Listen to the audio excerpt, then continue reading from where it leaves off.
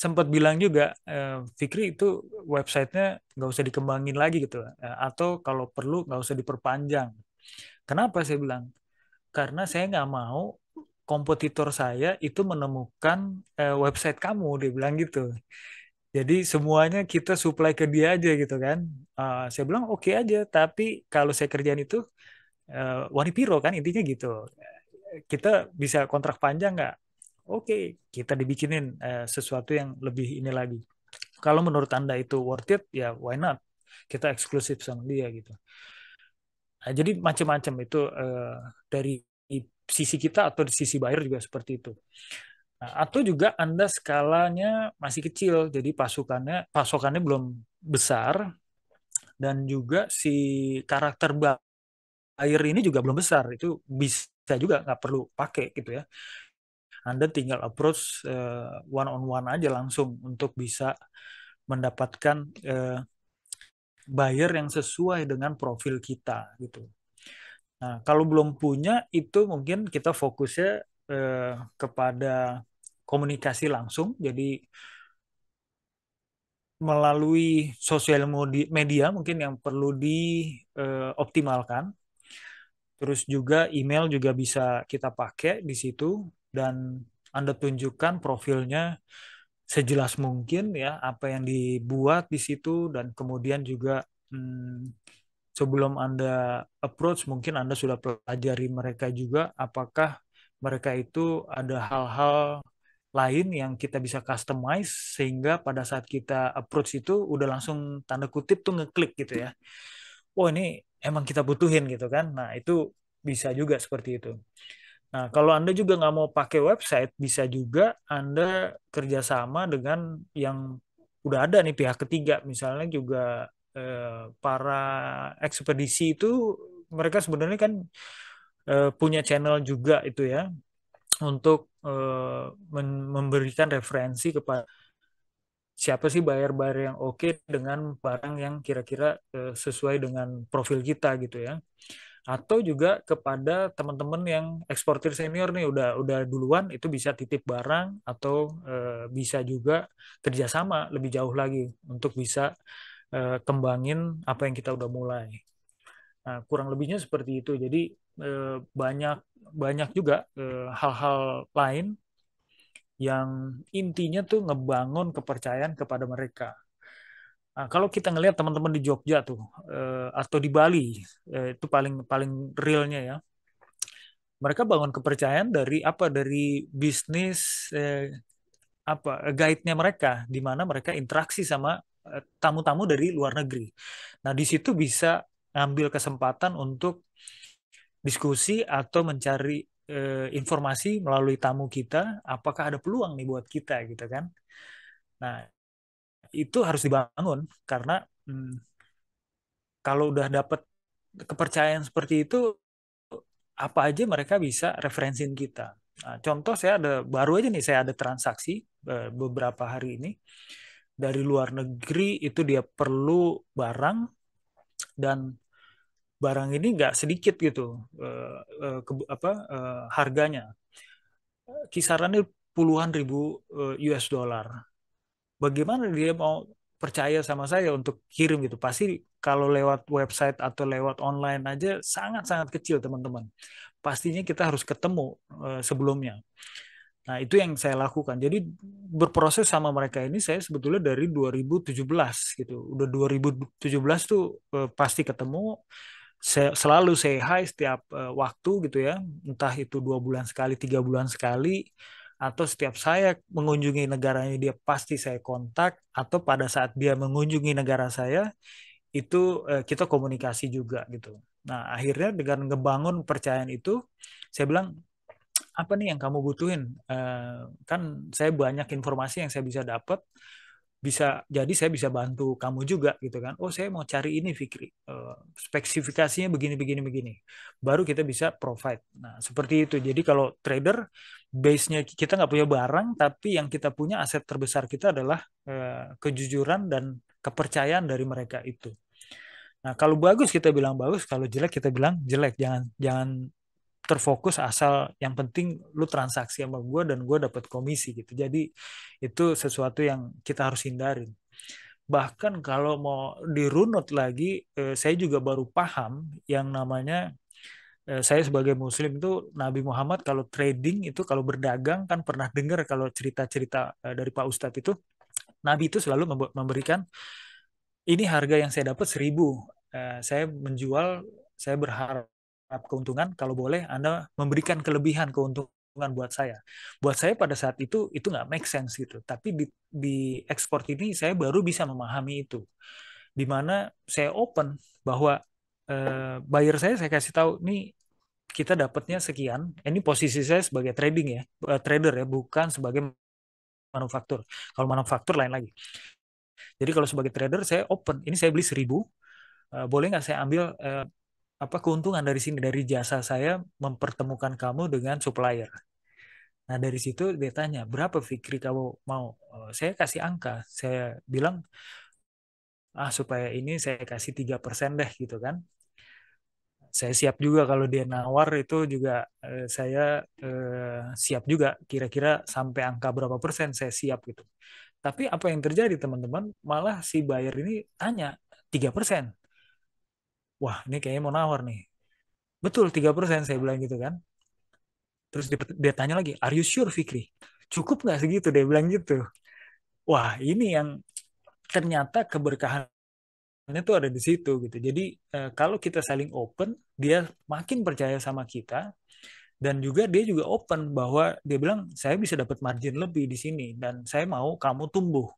Jangan saya aja yang menikmati, kamu juga harus tumbuh gitu. Jadi kamu awasi kebutuhan saya punya interest kamu awasi, saya juga mengamankan market di negara saya. Nah, seperti itu teman-teman. Jadi eh, bisa dimulai seperti itu. Jadi bagaimana orang-orang asing di sini mungkin bisa Anda ajak kenalan gitu ya, atau memang Anda buka bisnis khusus tentang yang berhubungan dengan travel. Sewa mobil bisa juga. Dulu saya buka usaha sewa mobil untuk kedutaan. Tapi sekarang banyak kedutaan yang interest mereka terhadap Indonesianya itu banyak, sehingga mereka punya divisi protokol itu sendiri gitu ya. Nah, itu saya dapat kesempatan untuk bisa ketemu dan juga bisa eh, berdiskusi kebutuhan-kebutuhan mereka tuh apa, dan bisa dipertemukan dengan pengusaha di negara tujuan. Oke, nah kira-kira begitu tentang penting nggak sih website atau enggak itu. Nah, kalau saya sih ngelihatnya dari sisi ini untuk memperkuat tingkat kepercayaan kita di buyer. Oke, next lagi tips mencari buyer ekspor nih, ada pertanyaan dari Muhammad Yani. Pertanyaannya bagaimana cara mudah mencari buyer luar negeri selain mengikuti pameran? Oke, siap. Ini mungkin sesuatu yang eh, sama-sama kita alami juga ya. Oke, mungkin next Pak Raymond. Saya mau highlight lagi bahwa ini mungkin pertanyaan ini ditulis dengan subconscious juga ya, cara mudah gitu ya. Ada desperado juga di situ gitu. Saya tekankan lagi tidak ada cara mudah, teman-teman. Kita harus riset, harus baca, baca lagi, networking dan implementasi. Jadi kalau mau instan, bukan kita masuk ke sini kalau menurut saya, karena kita masuk ke bisnis ekspor itu bisnis yang culture-nya berbeda sekali dengan kita. Bahasanya, kebiasaannya, warna yang disuka, dan lain-lain itu banyak yang berbeda. Sehingga nggak ada eh, ceritanya kita tuh dapat sekali terus habis itu bisa terus-terusan, itu nggak ada ceritanya. Kompetisi apalagi itu belum belum masuk lagi tuh faktor itu ya. Jadi jangan apa cari jalan pintas tapi terus Anda kembangkan sehingga ibaratnya pisau tuh terasah terus jadi tajam terus gitu. Nah, next coba saya elaborasi mungkin dari selain pameran luar negeri, ya ada beberapa sih sebenarnya ya, dengan teknologi yang sekarang itu kita bisa dapatkan media sosial, terus juga platform e-commerce juga kita bisa pakai gitu ya. Terus kemudian juga websitenya kalau kita udah ada ditambahkan lagi dengan SEO-nya juga dioptimalkan. Komunitas online di luar negeri juga banyak ya, kayak lebih spesifik kalau kelapa-kelapa misalnya, terus kalau home decor gitu ya. Terus riset sekarang bukan sesuatu yang eksklusif kalau saya bilang ya, semua tuh bisa akses data-data. Apalagi dibanding saya waktu bermulai dulu 2009 2010 di bisnis ekspor, yang namanya market intelligence itu kita bayar tuh 3.500 $4.500 sekali beli gitu ya. Kalau sekarang jauh lebih lebih murah dari itu. Bahkan kita bisa mempelajarinya. Nah, saya juga mengajarkan ini udah lebih ke 1.400 orang di Indonesia. Anda bisa bisa menggunakan tools dari International Trade Center, di mana ini satu lembaga di bawah PBB, di bawah WTO yang khusus dia membahas tentang perdagangan internasional. Nah, even kita punya platform juga di ekspor Indonesia, itu adalah salah satu-satunya platform yang ditunjuk oleh International Trade Center untuk menyebarkan kelas-kelasnya International Center, dan itu free. Teman-teman bisa cek di websitenya expert.id. Di situ ada courses dan itu ada kelas-kelas dari ITC yang teman-teman bisa ikuti di situ. Nah, kalau mau memperdalam lagi bagaimana teknis-teknisnya, kita juga ada kelas lagi juga yang menjelaskan secara detail gimana sih pakai trade map yang benar, cara pakai ekspor potensial yang benar, kemudian juga bagaimana kita tahu peraturan-peraturan di negara tujuan. Apa aja yang harus kita pelajarin, harus kita tahu sebelum kita kirim barang ke sana. Oke, lanjut lagi. Kita juga banyak perwakilan di luar negeri dari pemerintah kita. Di sini juga ada Pak Haris Agung Haris Setiawan yang sebagai atas perdagangan di Australia, di Canberra. Itu juga bisa teman-teman mohon bantuan ke beliau-beliau ini. Tapi ada catatannya, pastikan juga Anda sudah menyiapkan semua tools-tools terkait dengan produk dan perusahaan kita, sehingga Anda tuh layak untuk difasilitasi oleh teman-teman diplomat di luar negeri. Otherwise itu malah menjadi bumerang buat kita. Kenapa? Karena itu membuat kita jadi terkesan nggak siap dan kita nggak tahu kondisi di sana seperti apa gitu. Tentunya yang dibantu bukan hanya perusahaan kita aja, pasti banyak perusahaan-perusahaan di Indonesia yang ingin difasilitasi juga sama teman-teman diplomat yang ada di luar negeri. Nah, itu kita harus mengefisienkan waktu-waktu teman-teman kita di atas perdagangan, ITPC, atau di fungsi ekonomi di KBRI, supaya eh, waktunya lebih efisien untuk membantu kita. Nah, konten-konten sekarang juga bisa dibikin ya. Jadi itu sesuatu yang bisa luas banget kita bikin, apalagi mau disesuaikan dengan bahasa negara tujuan, atau juga warna-warna atau style desain yang cocok juga dengan selera di negara tujuan, itu juga bisa. Apalagi juga masing-masing negara udah ada influencernya nih. Nah, itu kita bisa cari dan kita bisa collab juga sama mereka gitu. Nah, kira-kira ini hal-hal yang bisa teman-teman ikuti untuk pameran luar negeri. Tapi sekali lagi, kalau menurut saya eh, nggak mungkin kalau Anda dapat transaksi besar itu Anda nggak bertemu gitu. Ibaratnya gini dah, kita mau belanja ribuan dolar, puluhan ribu dolar. Kalau udah skalanya besar minimal puluhan ribu sampai ratusan ribu lah, bahkan sampai jutaan. Tanpa kita ketemu dulu gitu kan, gimana kita bisa percaya gitu? Nah, of course biasanya kalaupun mau ya skalanya kecil dulu, ribuan, ratusan atau ribuan, kemudian setelah beberapa kali dikasih lebih besar lagi, ternyata ada masalah. Nah, itu juga menjadi ujian kita. Setelah kita dikasih order lebih besar lagi dan kita ada masalah, bagaimana kita cara nyikapinnya?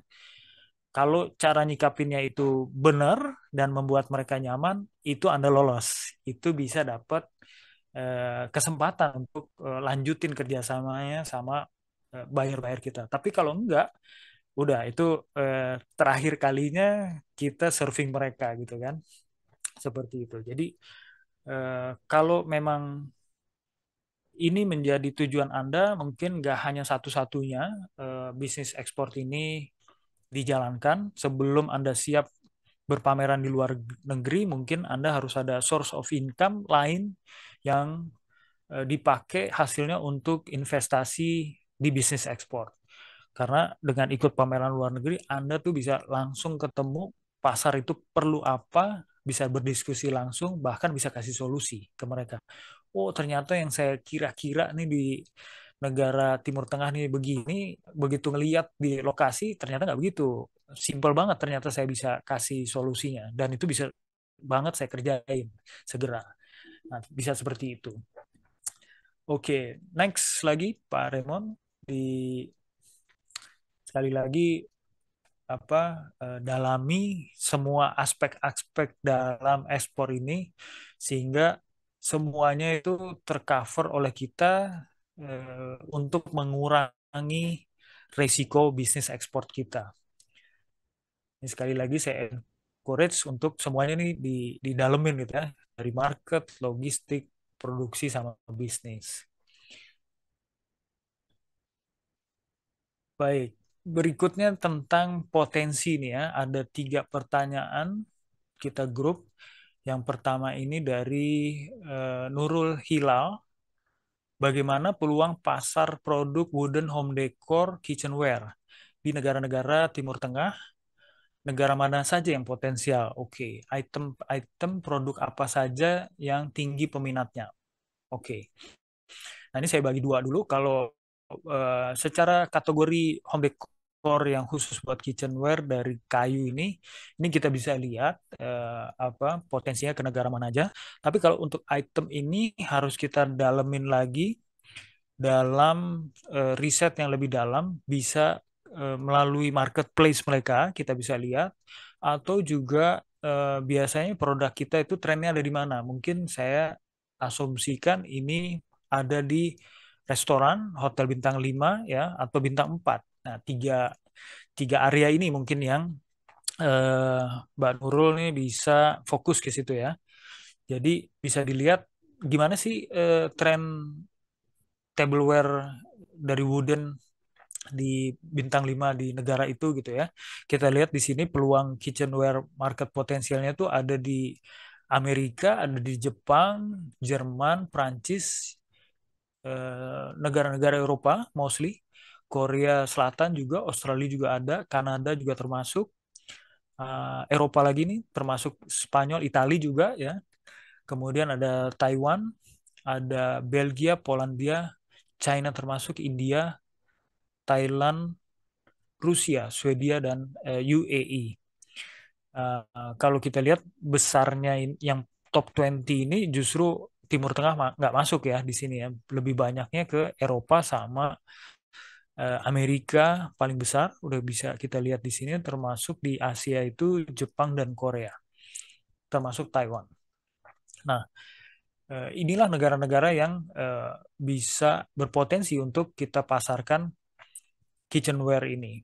Kita sendiri Indonesia itu mengekspor sampai 25 juta dolar di tahun 2024 kemarin dan itu kecenderungannya eh, tinggi apa menaik ya trennya itu naik bukan menurun.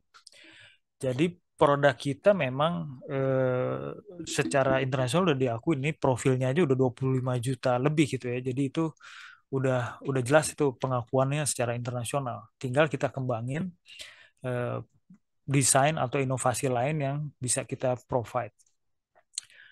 Oke, kemudian pertanyaan berikutnya itu dari Mas Nopianto. Mas Nopianto ada yang ada connect nggak di sini? Ada masuk nggak di sini? Hadir nggak? Halo?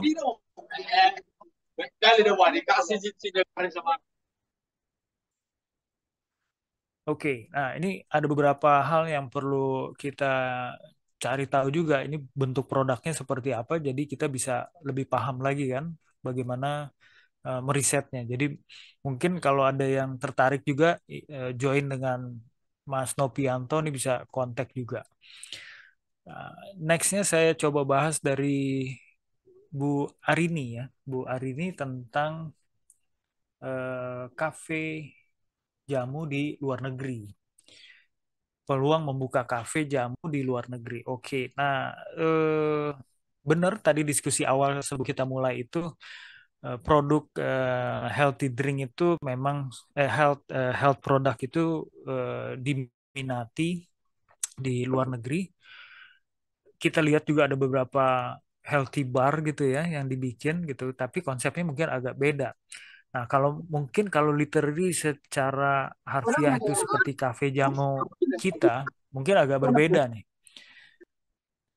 Yang saya tahu kan, saya juga pengguna juga gitu. Kadang-kadang kita datang ke jamu bar itu, duduk terus bartendernya kan nanyain ya, apa keluhannya gitu kan. Oh ini pegelino terus ada pusing-pusing gitu. Nah sambil dia dengerin kita kan dia ngambil ininya ya, apa tuh bahan-bahannya tuh ke gelas itu.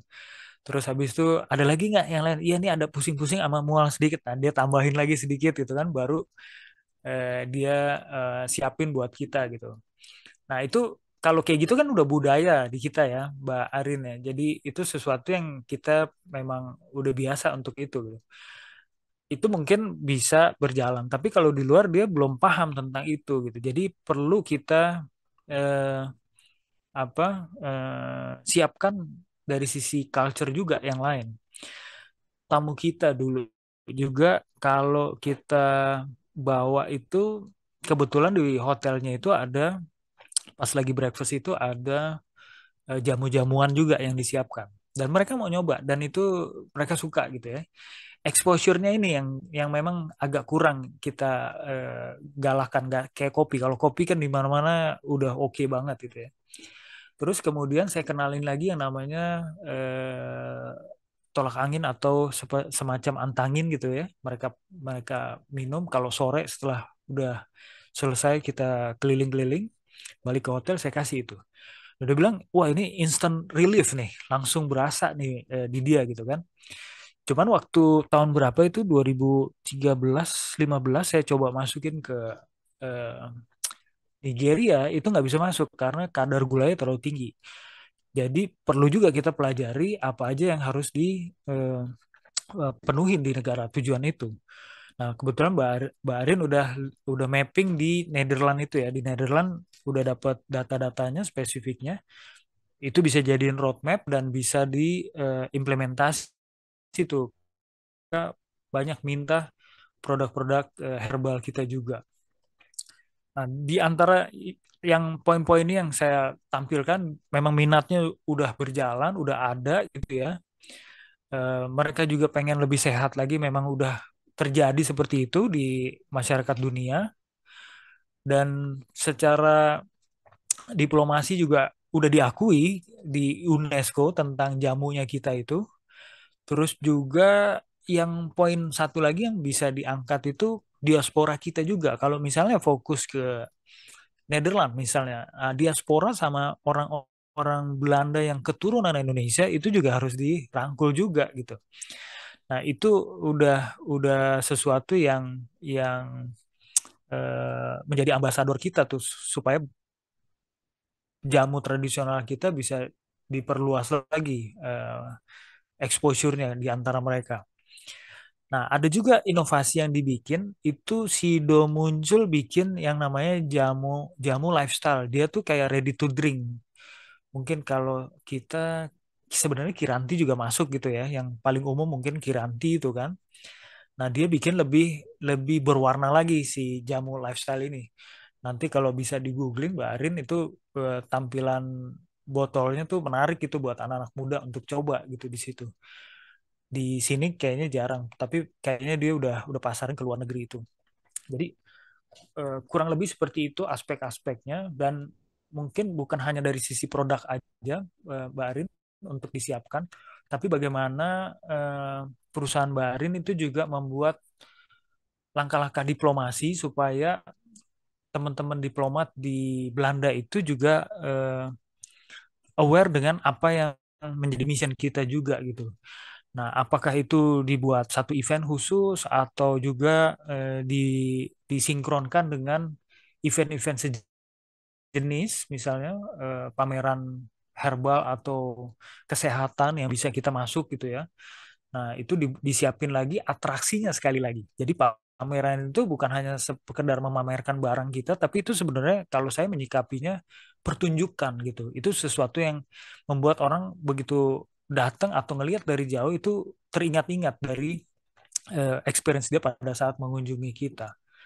Nah, itu mungkin satu hal lagi dan juga jaringan distribusi jangan lupa itu siapin dengan kapasitas yang bisa dibuat oleh perusahaan Mbak Arin itu siapa distributor yang cocok, berapa jaringan distribusi yang mereka harus punya. Misalnya mereka distribusikan ke eh, apa toko-toko herbal gitu misalnya ya. Nah, itu berapa outlet yang mereka punya, mereka kuasain. Artinya distribusinya itu berapa berapa outlet yang mereka kuasain. Itu juga menjadi faktor penting. Jangan kita asal memilih gitu supaya bisa masuk aja, tapi saling saling sinkron ini penting juga. Kita bisa supply 1.000, dia bisa supply 700. Nah, itu oke. Tapi kalau kita bisa 1.000 supply-nya, tapi bekerja sama dengan yang punya jaringan misalnya 100.000. Nah, itu kita cuman sedikit sekali. Dia sudah punya pasarnya dan dia udah kuasain 100.000, sementara kita cuman bisa 1.000, maka dia akan cari alternatif supplier. Manakala dia ketemu dengan yang bisa mensuplai 100.000 itu tadi, Mbak Arin, kita bisa jadi dalam posisi yang nggak aman di situ gitu. Nah, kalau kita posisi yang sama-sama kebutuhan dan kemampuan supply kita itu bisa sinkron, maka kemungkinan tumbuh bersamanya itu lebih tinggi gitu. Jadi kalau kita bisa 1.000, dia 700, ada spare 300 untuk bisa dia growth dan kita masih bisa supply. Nah, selama kita masih bisa supply itu, kita juga sudah punya rencana-rencana untuk ngembangin kapasitas perusahaan kita juga gitu. Mungkin gambarannya seperti itu, Mbak Arin, yang bisa kita apa diskusikan. Nanti bisa setelah ini kita bisa diskusi lagi. Nextnya saya finalkan dulu pertanyaan dari Bu Meta Darmawan. Nah, pertanyaannya tentang pasar apa yang paling cocok untuk produk custom made Horeca. Nah, Bu Meta ini produksi kayak tableware dan kitchenware juga ya, Bu ya, dari Tapi saya lebih macam-macam. ke itu kayak misalnya nampan multipurpose atau high tea, Hmm, display, hmm, atau yang oke, di dalam kamar itu loh, misalnya kayak tray, terus misalnya kayak kopi kopi teh ada boxnya, terus kalau di buffetnya misalnya ada rak untuk bread gitu, terus oke. kayak apa kue-kue yang ada kayak hmm, kayak ada tempat kue yang dari kayu itu kan naik turunnya gitu loh. Tiernya itu ya. Ya. Oke, Kayak cake tier gitu. yes, yes. Oke, saya udah lihat juga IG-nya di apa Kirana, Kirana, Kirana apa namanya? Kirana Cipta Lestari ya. Ya, sorry. Kirana Cipta Lestari. Oke, ini kebetulan ada beberapa experience juga Bu Meta. Kita punya klien juga yang dia fokus ke sebetulnya barangnya beda, tapi industri yang ditargetkan tuh sama gitu. Nah, saya coba bangun dulu.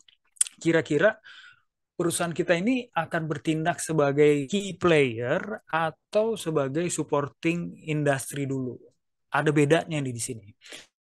Saya coba jelasin kalau key player itu kita benar-benar mempengaruhi klien kita supaya barang kita atau layanan kita itu memang menjawab interest atau visionnya mereka. Jadi hubungan kita secara langsung tuh benar-benar berdampak sama mereka. Nah, industri yang eh, Ibu Meta bergerak ini unik sekali nih. Ini value-nya sangat-sangat tinggi. Dia bukan hanya sekedar barang ini cost production-nya murah atau apa terjangkau, tapi ada nilai lebih yang ditawarkan ke klien kita. Nah, ini yang membedakan di situ.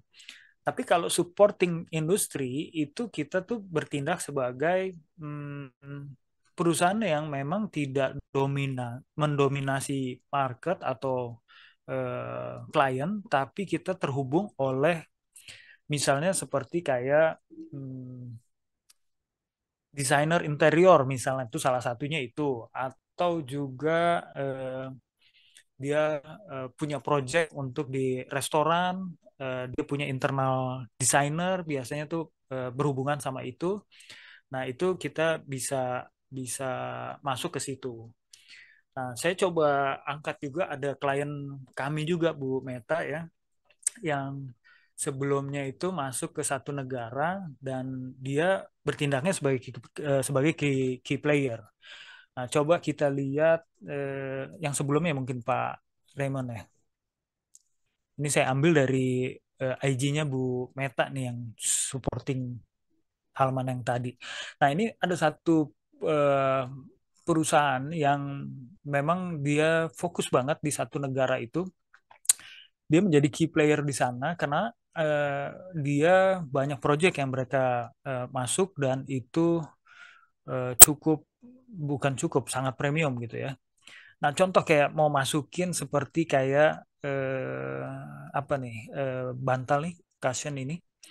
Ini kan dia nonjolin produknya dia tuh berdampak menjadi lebih elegan buat ruangan atau juga kesan uniknya tuh dapat gitu ya.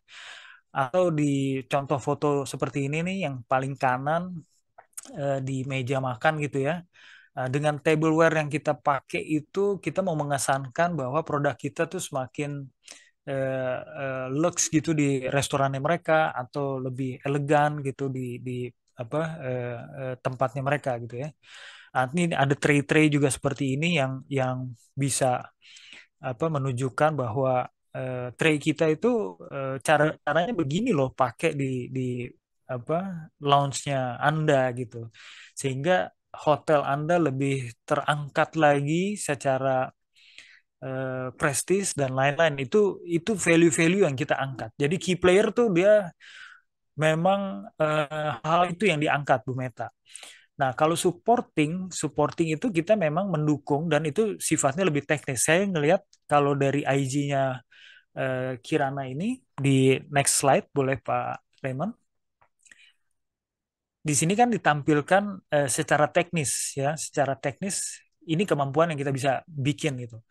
Nah, kalau memang ini yang menjadi fokus kita, maka kita harus masuk ke industri-industri yang berkaitan itu tadi. Next slide boleh. Mungkin target marketnya fokus ke corporate gift company, ya, itu juga bisa masuk ya. Set peralatan eksklusif, biasanya mereka ini yang generate idea, generate design kepada klien-klien mereka di negara tujuan, dan mereka mencari siapa yang bisa provide untuk membuat desain-desain yang mereka udah konsepkan. Terus juga interior designer itu udah jelas banget ya. Sekarang ini kita lihat Bu trennya desainer Turki itu banyak banget project-project strategis di luxury hotel ya di beberapa dunia. Kenapa? Karena mereka taste-nya itu diasumsikan mereka adalah punya taste Eropa ya. Tapi harganya tuh harga mendekati Asia, bukan harganya si Eropa gitu. Makanya kalah bersaing nih interior designer yang ada di Eropa atau Amerika. Nah, jadi mereka ini juga banyak memesan dengan produk-produk dari Indonesia. Saya lihat banyak sekali mereka itu di-provide sama produk-produk dari Indonesia. Dan kemudian juga satu lagi itu kita bisa ke hotel juga tuh. Next satu lagi tuh hotel dan restoran apa jaringan hotel dan restoran yang ada. Nah, balik lagi ke cerita yang tadi, di satu negara itu klien kami itu memang berfokus kepada hotel dan restoran di sana, di mana negara tersebut hampir semua populasinya itu diisi oleh bintang 4 dan bintang 5 hotel kelas bintang 4 dan bintang 5. Beda sama kita gitu ya. Di kita mungkin yang 2 dan 3 itu banyak, tapi populasi bintang 5 dan 4-nya itu sedikit. Tapi berbeda di negara ini, dia sebaliknya justru populasi paling banyak itu bintang 4 dan bintang 5. Restoran premium pun juga itu apa eh, banyak sekali optionnya di sana. Ibaratnya pagi sorenya tuh bertebaran di mana-mana gitu. Bukan siang malam, restoran Padang yang siang malam gitu. Nah, mereka identify ada 154 hotel dan restoran chain yang mereka targetkan sebagai market. Nah, di situ pada saat kita mengunjungi negara dan kebetulan saya juga dampingi klien kami itu, eh, mereka tim teknisnya tuh udah bisa langsung menjawab di lapangan. Jadi misalnya kayak kita waktu ke restoran ya, ada satu restoran yang view-nya bagus banget dan apa eh, makanannya juga premium sekali di situ. Dia langsung udah bisa bilang, oh ini ceilingnya kita bisa bisa bisa provide dengan desain ini dari Indonesia gitu, atau wall decornya kita bisa isi dengan desain-desain seperti ini gitu ya. Jadi mereka langsung ngejawab gitu. Dan itu sketnya bisa langsung, kemudian 3D-nya tuh dari back office sudah bisa langsung provide juga within beberapa jam doang gitu. Itu juga menambah mereka lebih percaya untuk bisa provide mereka. Nah, tapi memang itu konsekuensinya besar, di mana mereka harus punya gudang sendiri di sana, terus juga punya tim juga di sana, bekerja sama juga sama mungkin kayak semacam perusahaan yang fokus ke corporate gift gitu ya, yang juga punya desainer interior internal gitu yang bisa di collab juga.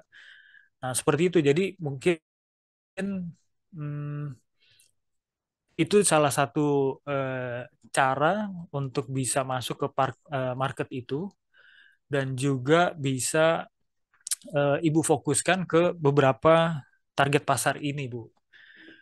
Kira-kira seperti itu. Oke, mungkin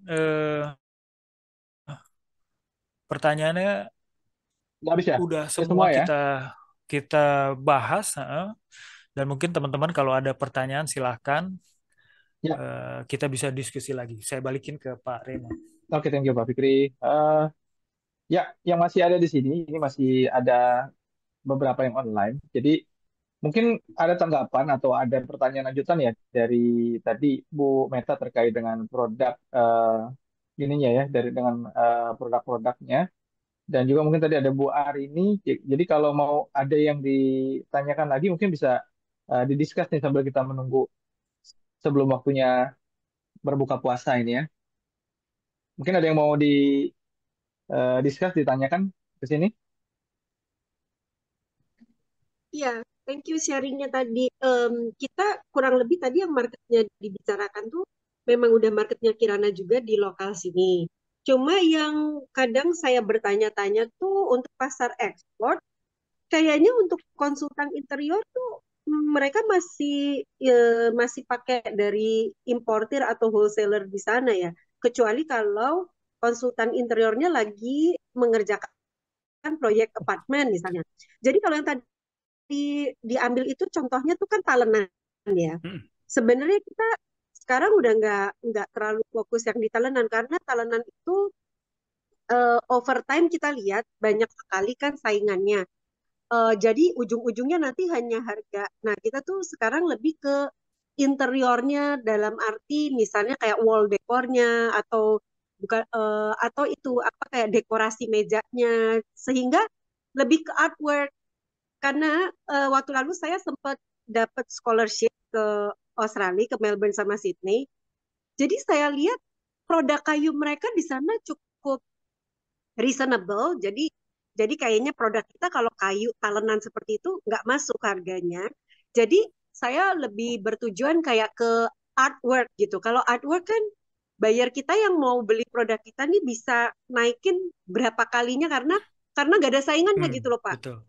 karena nggak bisa apple to apple gitu. Nah, memang kayaknya itu terakhir ada deh saya posting yang di Brilliantpreneur, sorry, di BRI Export yang lebih ke kayu erosi dengan copper artwork di dalamnya. Jadi kayak Hmm. batik yang kita reuse, recycle, dan kita potong outeringnya. Dan itu waktu Trade Expo kemarin dibeli Dubes Bahrain juga. Jadi lebih ke artwork supaya marginnya juga bisa lebih tinggi. Terus bayar yang beli juga bisa kali berapa gitu di sana. Hmm. Cuma memang kan pasar Australia itu ternyata mereka not so much itu kayu sih. Jadi makanya saya lagi R&D lagi untuk yang non kayu nih Iya, khusus Australia. iya. Thank you Bu Meta. Kalau Australia, kalau memang fokus ke Australia, ya tentunya pasarnya nggak nggak akan sebesar market lain, Bu.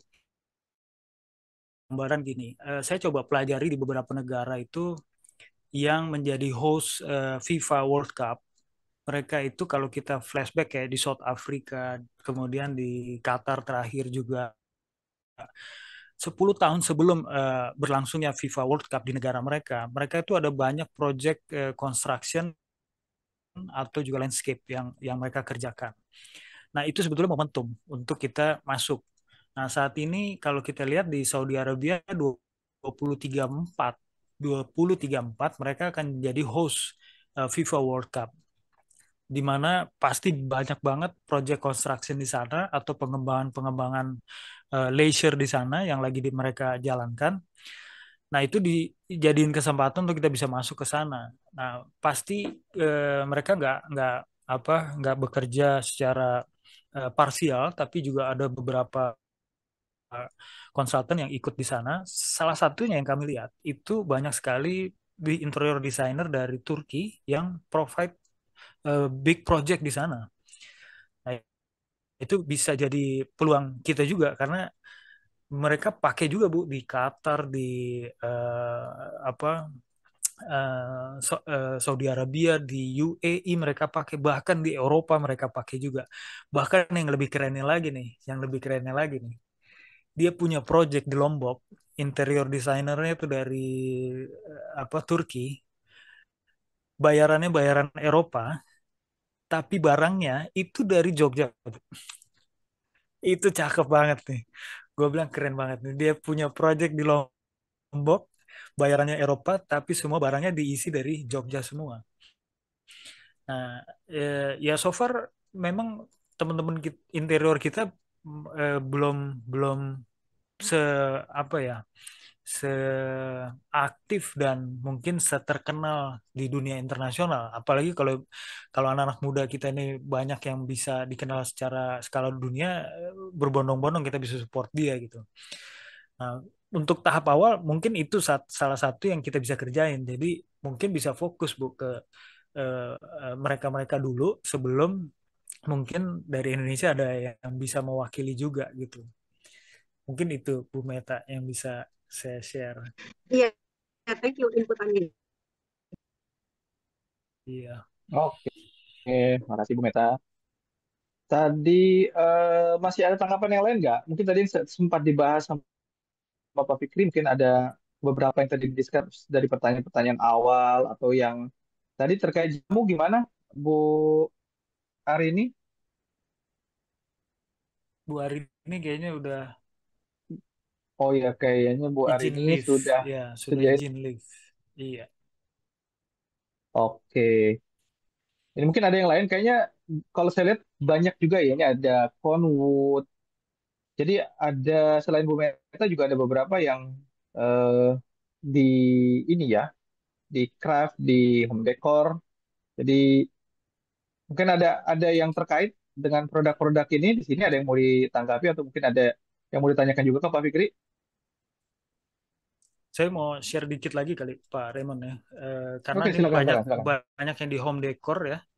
Ya. Pengalaman saya di Qatar ya, secara spesifik di Qatar itu di lokal apa toko home decor lokal itu banyak banget barang-barang yang Indonesia bisa provide di situ.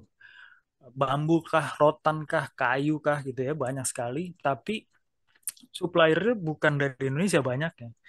Itu banyaknya dari Vietnam justru. Which is kualitas jauh sekali sama kita punya. Kerapihan, kehalusan, kemudian juga apa eksklusifnya juga beda gitu, desainnya tuh beda sekali. Nah itu kita kurang kurang banyak aktif juga ke sana gitu. Kalau di Qatar, setahu saya itu interior design yang banyak berperan itu dari Italia. Jadi mungkin kita bisa bersinggungan sama interior designer dari Italia itu. Mereka banyak pegang project-project Sheikh itu, di mana ini unik nih. Nah, mereka punya kebiasaan orang-orang Qatar itu setiap Jumat itu acara makan-makan. Nah, itu ngundang kolega, ngundang keluarga, ngundang handai tolan lah gitu ya. Dan itu acara yang prestis. Jadi kalau ini diadakan oleh Sheikh, bahkan mereka itu bisa ganti interior semuanya gitu. Termasuk kursi sofa dan lain-lain. Dan itu mereka sangat-sangat develop banget sih project itu, interior designer dari Italia ini semua. Banyak project yang mereka handle di situ. Jadi peluangnya bisa kita ambil dari situ. Kalau Saudi saya belum dalemin lagi, tapi kayaknya bervariasi. Selain Italia masuk, Turki juga masuk di situ. Mungkin sebagian dari Eropa juga masuk, tapi kayaknya paling dekat mereka itu bisa bekerja sama Italia dan eh, apa Turki itu tadi. Oke, ada pertanyaan di kolom chat nih Pak Raymond.